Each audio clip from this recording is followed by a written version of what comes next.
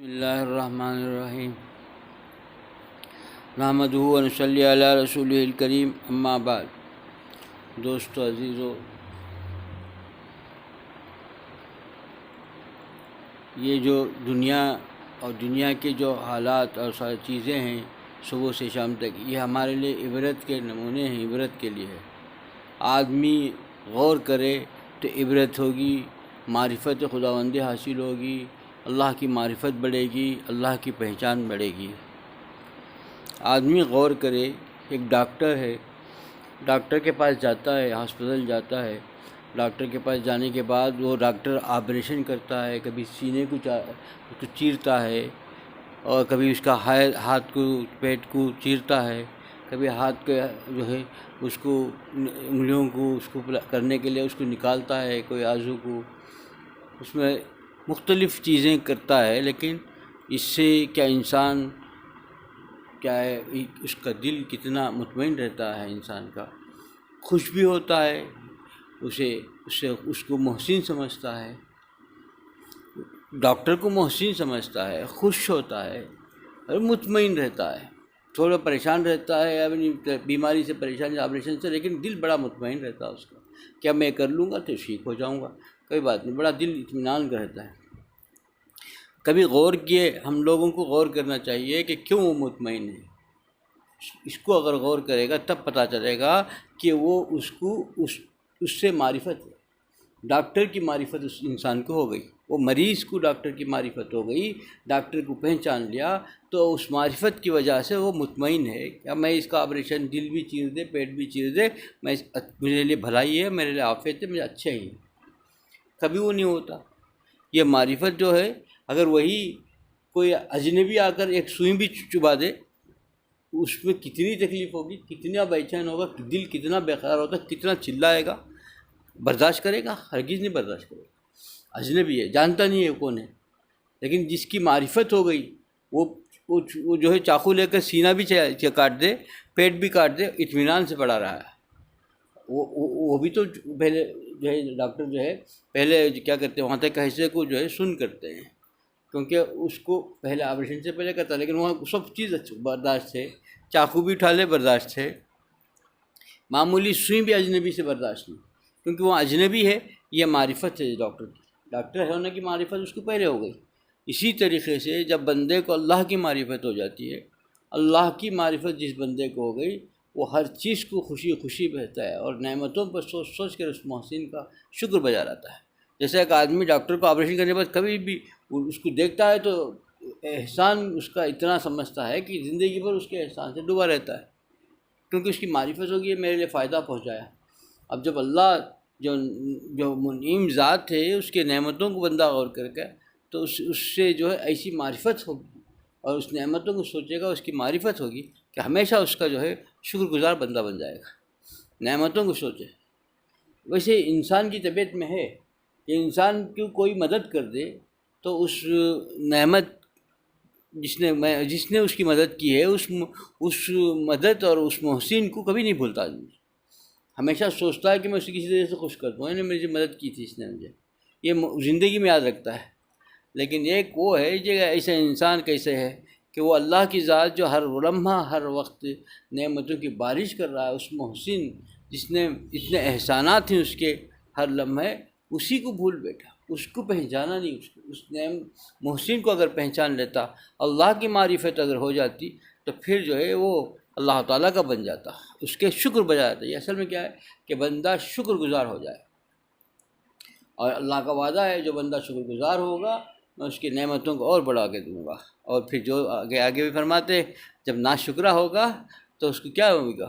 جو آدمی ناشکرہ ہوگا اس کی زندگی تنگ ہو جائے گی، وہ پریشان رہے گا، معیشت بھی تنگ، کھانے پینے میں پریشانی، اس کو رزق میں پریشانی ہوگی، اور چین تو ختم ہی ہو جائے گا۔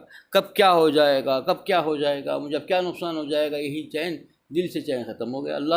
اللہ تعالیٰ جب جس کو کہہ دے کہ بھئی اللہ کا وہ وعدہ وہاں ہے کہ بھئی اس کو نعمتوں سے نواز دوں گا جو شکر گزار ہے، اور اللہ نے یہاں بھی یہ بھی کہہ دیا ہے کہ اللہ کا دیکھیے، اللہ نے کہا ہے کہ بھئی اگر جس نے ناشکرہ ہوا میں اس کا زندگی تلخ کر دوں گا، پھر کسی کون کیا بتا سکتا ہے۔ آج لوگ پریشان حال ہیں، ہر جگہ پریشانی ہے، لیکن پریشانی کا وجہ کیا سمجھتا ہے؟ کوئی مجھ پر جادو کر دیا، کچھ کر دیا. ارے خود اس نے جادو کر دیا اپنے بدعمالیوں کی وجہ سے. جادو کسی اور نے نہیں کیا، خود اس نے جادو کر دیا اپنی بدعمالیوں کی وجہ سے. اسی وجہ سے اس کی معیشت، اس کا رزق تنگ ہو گیا، کسی اور نے نہیں کیا. یہ سمجھا نہیں. یہ انسان سمجھنا چاہیے. شیطان نے جو وعدہ کیا ہے، شیطان یہی کہتا ہے. شیطان چاہتا کیا ہے؟ شیطان چاہتا ہے کہ سب سے بڑی عبادت، سب سے بڑی عبادت، سب سے پسندیدہ اللہ کو شکر گزاری. اسی سے وہ چاہتا ہے کہ میں بندے کو زندگی بھر جو ہے یہ اس عبادت سے محروم کروں گا. یہی شیطان کی سب سے بڑی اور یہ بہت بڑا نقصان ہے. ناشکری جس انسان پر آ جاتی ہے نا، وہ اس سے بڑا نقصان کچھ نہیں ہوگا اسے. ناشکری جس بندے سے، اللہ کی ناشکری. اور شیطان یہی وعدہ کرتا ہے کہ میں سب سے بڑھ کر انسان کو کیا کروں گا، آخری وقت اسے ناشکرہ بنا دوں گا. بس وہ سب کچھ ہوتے ہوئے بھی اللہ کا ناشکرہ بن جائے. اور وہ ناشکری کی وجہ سے پھر ناشکری پہ مبتلا کر دیا اللہ نے. اور ناشکری اس کو ایسا بنا دیتی ہے کہ اللہ سے دور ہو جاتا ہے ہر وقت ناشکری زبان پر. اسی لیے ہم کو چاہیے کہ ہم اپنے گھر میں بھی، گھر کے اندر بھی یہ ماحول، اپنے بچوں کو بھی شکری کے نعمت سکھلا دیں کہ شکر کیا چیز ہے. جس کو یہ نعمت مل گئی کہ وہ اللہ کو، محسن کو پہچانے اور اس کا شکر گزار بن جائے، اور پھر تب دیکھیے بڑی مزیدار زندگی رہے گی. کیونکہ سوچیے کہ یہ اللہ کی ایسی پیاری ذات، منعم ذات نعمتوں کی بارش کر رہی ہے اور ہم اس کے ناشکرے بن رہے ہیں. اللہ کا دشمن شیطان جو کہتا ہے کہ بھئی شکر گزاری کی، ناشکری بننے کے لیے، تو سب سے زیادہ وہی اکساتا ہے انسان کو. تو اس کے چال میں آ گئے اور اللہ کے باغی دشمن کے، اور اس کو بن کر کے ناشکری کریں گے تو پھر کیا ہوگا. اسی کے لیے حضور اکرم صلی اللہ علیہ وسلم نے جو ہے بنی اسرائیل کے جو ہے ایک قصہ بتایا امت کے لیے، کہ بنی اسرائیل کے 3 نوجوانوں کا، تاکہ انسان، ہم لوگ قیامت تک آنے والے امتی اس سے سبق لیں. کہ 3 آدمی تھے. ایک جو ہے گنجا تھا، ایک جو ہے جس سے برس کا مرض تھا، ایک اندھا تھا. لیکن اللہ نے، وہ پریشان تھا، وہ اپنے گنجے سے اسے کہیں میں کسی کے ساتھ جا نہیں سکتا، اور میں جو ہے رزق سے تنگ تھا، پریشان تھا. اللہ نے پھر اس کو رزق سے، دولت سے نوازا، فرشتے کو بھیجا. خیر طویل ہے، مختصر یہ ہے کہ پھر ان لوگوں نے بدل گئے اپنے. پھر وہی فرشتے کو اللہ نے بھیجا، پھر وہی ناشکری پہ آ گئے. دونوں نے ناشکری کی، گنجے نے اور برس والے نے. پھر وہی مرض پر دوبارہ پلٹا دیا گیا. کیونکہ اللہ تعالیٰ لمحوں میں بدل دیتے ہیں.